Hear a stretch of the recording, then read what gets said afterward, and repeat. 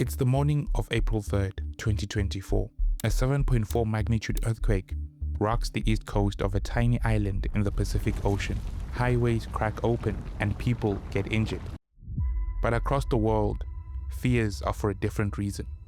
Stock markets are beginning to panic, panicking over the potential of damaged factories, causing the world to lose the island's very important exports. If its production line stopped, within months, it could bring the entire global economy to its knees.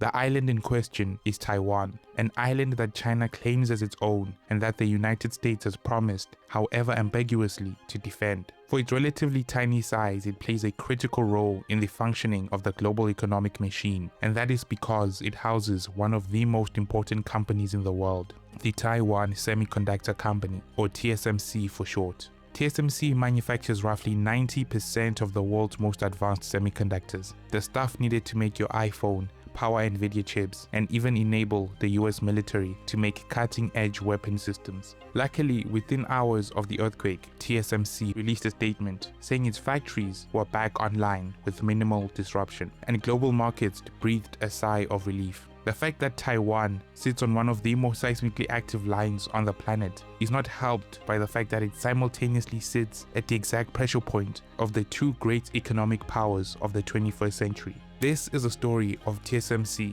Taiwan's crown jewel and the most important company in the world. The story of TSMC begins in a hotel room in Taipei in 1985, where a 54-year-old engineer named Morris Chang had been summoned by the Taiwanese government with a very specific request to build a local semiconductor industry. Morris Chang was a strange choice for the job.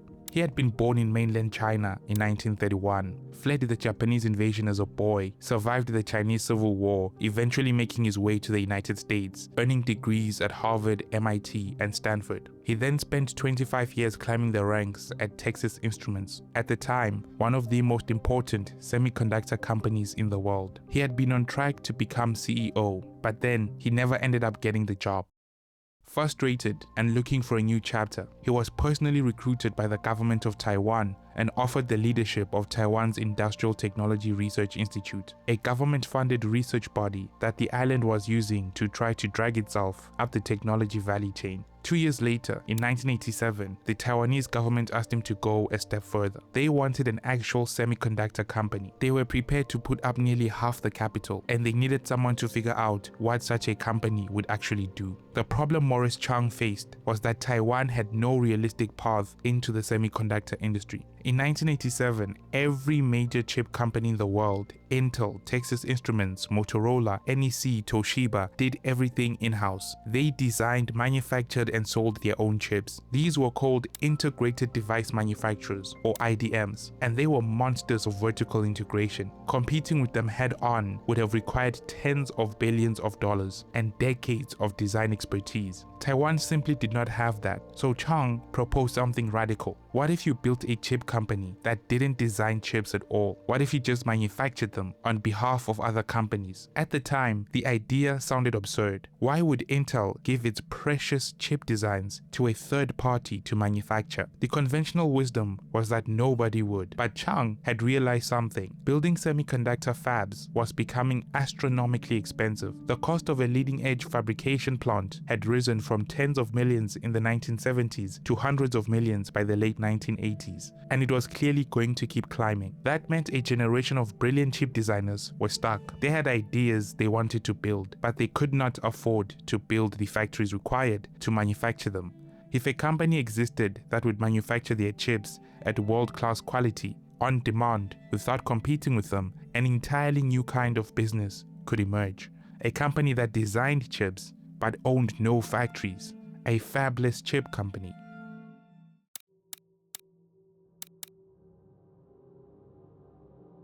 In February 1987, Taiwan Semiconductor Manufacturing Company was founded. The company's mission was simple. It would manufacture semiconductors for other companies. It would never compete with its own customers. But the start of the company was very slow. The big IDMs of the era occasionally used TSMC, but they never gave TSMC large contracts or transferred their manufacturing entirely to TSMC. But then something changed in the early 90s when a new revolution began to take place in Silicon Valley. In garages and dorm rooms across California, something was beginning to happen. In 1993, a 30-year-old engineer named Jensen Huang founded a small company called Nvidia. He had no fab, nor did he have money to build his own fab. He had a design for a graphics chip and a phone number for TSMC. Around the same time, Qualcomm, Broadcom, Marvell, and dozens of other fabless startups were doing exactly the same thing, drawing chip designs in California and emailing them to a factory in Taiwan. Through the 1990s and into the 2000s, TSMC grew quietly alongside the fabless revolution it was enabling,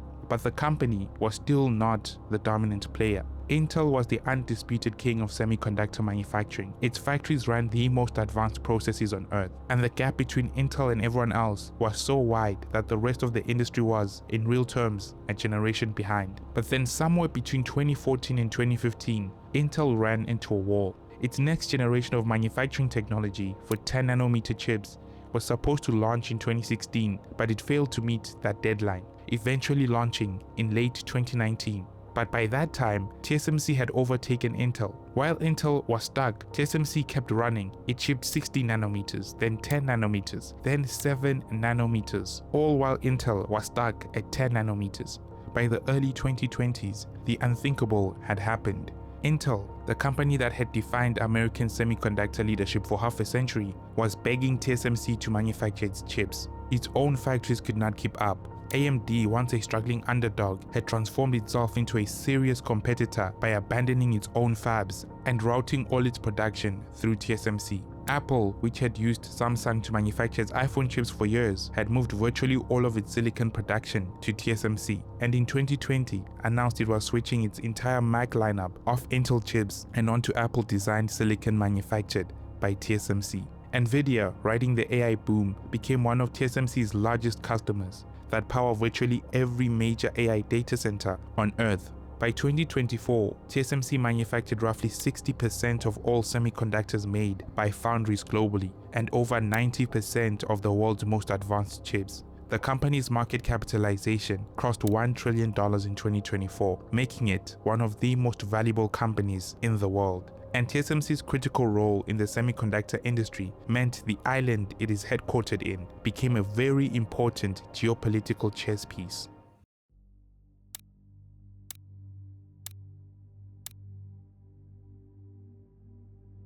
Taiwan is not a normal island. Since the end of the Chinese Civil War in 1949, the island has existed in a state of unresolved confrontation with the People's Republic of China. Beijing claims Taiwan is a renegade province and has stated repeatedly that it reserves the right to take the island by force. The United States, under a deliberate ambiguous policy known as strategic ambiguity, has hinted for decades that it would defend Taiwan in such a scenario, without quite committing to doing so. The status quo has held for over 75 years, but arguably Taiwan's biggest defense is TSMC in what is dubbed the Silicon Shield. The argument goes like this: if China were to invade Taiwan and seize the island, TSMC's factories would either be destroyed in the fighting or rendered useless in the aftermath, because the engineers and technicians who actually run the most advanced fabs cannot be coerced into operating them at full yield under occupation. If an invasion scenario plays out, we all lose. The global supply of advanced chips collapses. The world economy enters a depression that makes 2008 look mild. American companies lose access to the silicon their entire business models depend on. Chinese companies lose access to the silicon their economy is even more dependent on.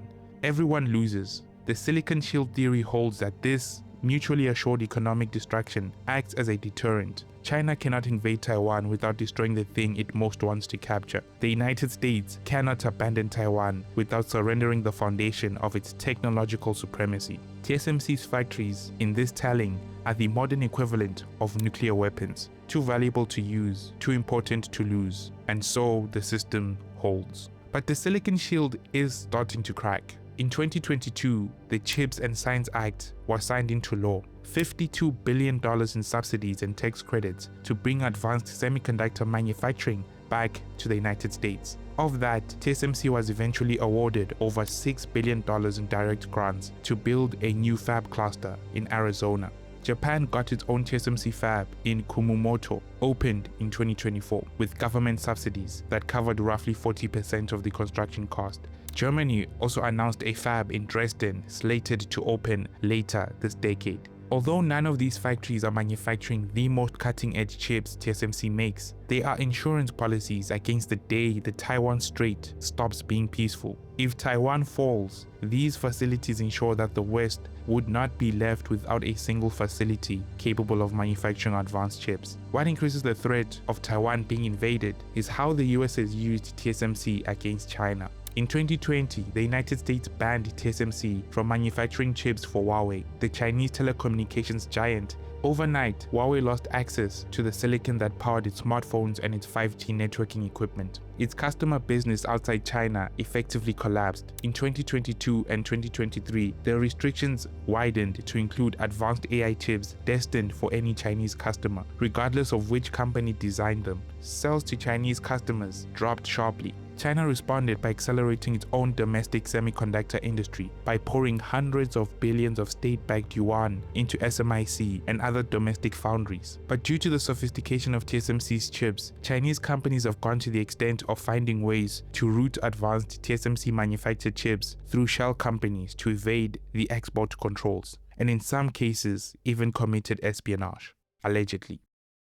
For TSMC, all of this represents a deeply uncomfortable position. The company would obviously prefer to sell to everyone, but TSMC's options are constrained. It cannot defy Washington without losing access to the American technology that its entire manufacturing process depends on. It cannot fully embrace Beijing without putting the security of its home island at risk. So it maneuvers carefully, lobbies quietly, and tries to preserve as much of its business as it can within the boundaries that great powers have drawn for it. And then there are the competitors.